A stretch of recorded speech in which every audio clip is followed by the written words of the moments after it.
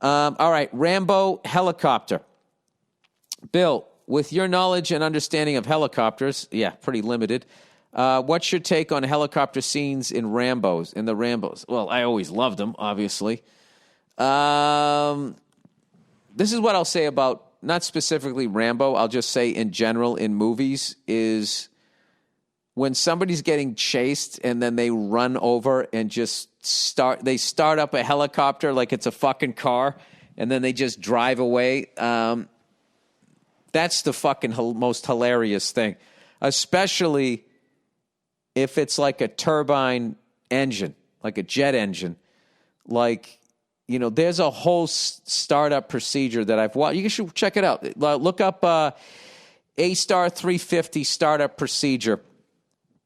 And there's a thing when you go to start it up where the engine is heating up and it gets up to a certain temperature, like 700 degrees, and then you have to back it down or something like that, roll down the throttle for a few seconds before rolling it back up, or you could actually burn down the fucking helicopter. You could actually have a fire because of what's going on in the background.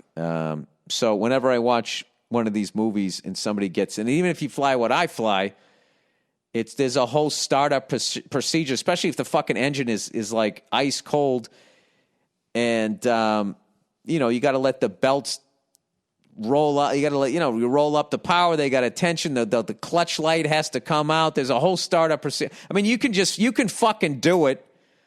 I guess you could just do it. It's not good for the engine or anything else, and I would be nervous about that. But I guess, if my option was getting eaten by fucking zombies, but even then, it takes a little bit for it to roll up to fucking speed. That's my only issue about it.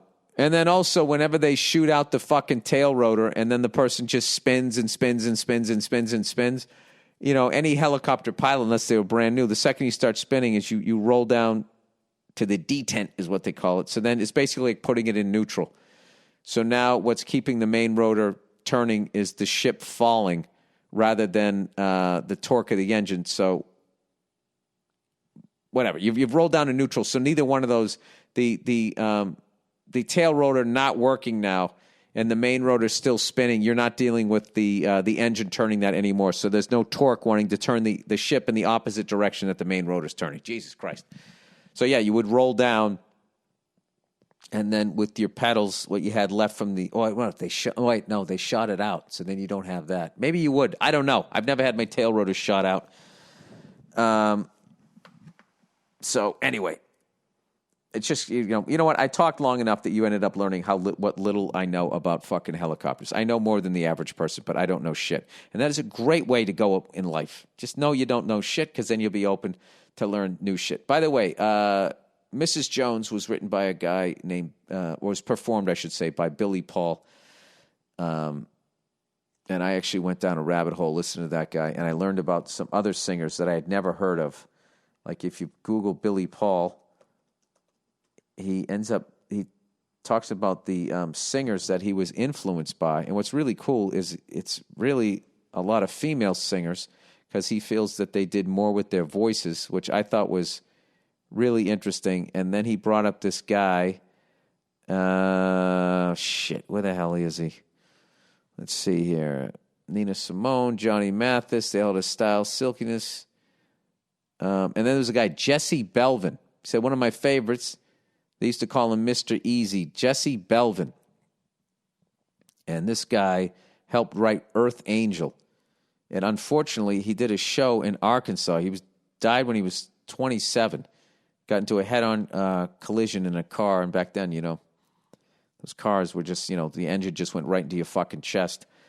Had a head-on collision and died, unfortunately, at 27. Super talented kid.